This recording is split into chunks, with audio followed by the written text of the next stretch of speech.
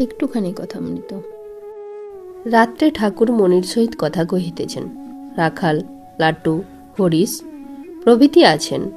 ঠাকুর মণিকে লক্ষ্য করে বললেন, আচ্ছা, কেহ কেহ কৃষ্ণলীলার আধ্যাত্ম ব্যাখ্যা করে, তুমি কি বলো? মণি বললেন, নানা মত।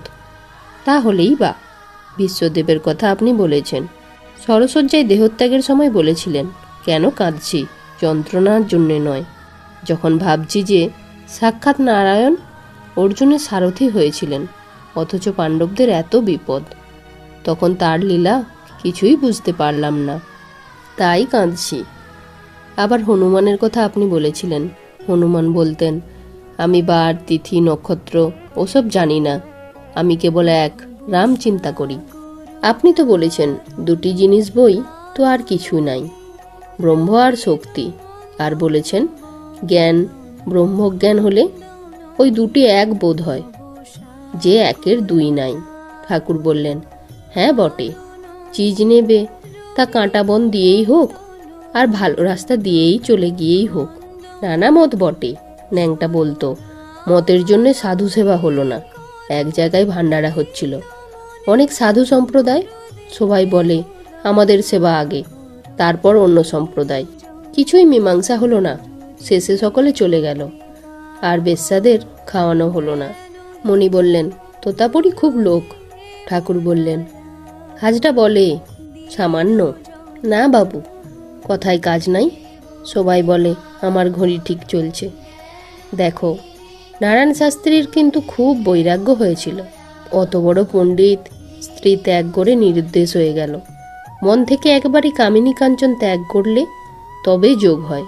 কারু কারু যোগীর লক্ষণ দেখা যায়। তোমায় ষটচক্রের বিষয় কিছু বলে দিতে হবে। যোগীরা ষটচক্র ভেদ করে তার কৃপায় তাকে দর্শন করে।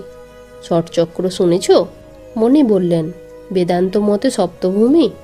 ঠাকুর বললেন, বেদান্ত নয়, বেদমত। ষটচক্র কিরকম জানো? সূক্ষ্ম দেহের ভিতর সব পদ্ম আছে, যোগীরা দেখতে পায়, যেমন মোমের গাছের ফল পাতা। মণি বললেন, আজ্ঞে হ্যাঁ, যোগীরা দেখতে পায়। একটা বইয়ে আছে, একরকম কাঁচ আছে, যার ভিতর দিয়ে দেখলে খুব ছোট জিনিস বড় দেখায়। সেই রূপ যোগীর দ্বারা ওইসব সূক্ষ্ম পদ্ম দেখা যায়।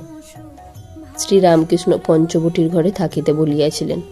মণি ওই ঘরে রাত্রিবাস করিতেছেন। প্রত্যুষে ওই ঘরে একাকী গান গাহিতেছেন। হঠাৎ জানলার দিকে দৃষ্টিপাত করিয়া দেখেন, ঠাকুর শ্রীরামকৃষ্ণ দণ্ডায়মান। পরশে পবিত্র করো, আমি দিনহীনে। এই কথা শুনিয়া তাহার চক্ষু কি আশ্চর্য অশ্রুপূর্ণ হইয়াছে। ঠাকুর রাখালের সঙ্গে বেড়াইতেছেন।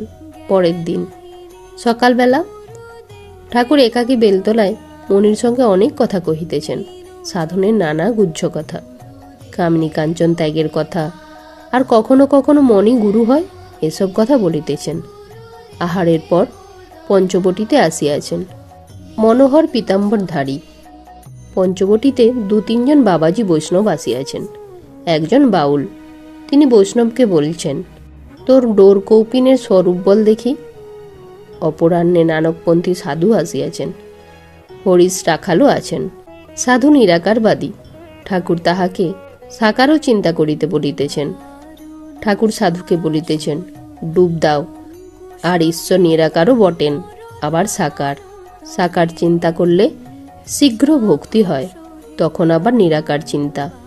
যেমন পত্র পড়ে নিয়ে সে পত্র ফেলে দেয়, তারপর লেখা অনুসারে কাজ করে।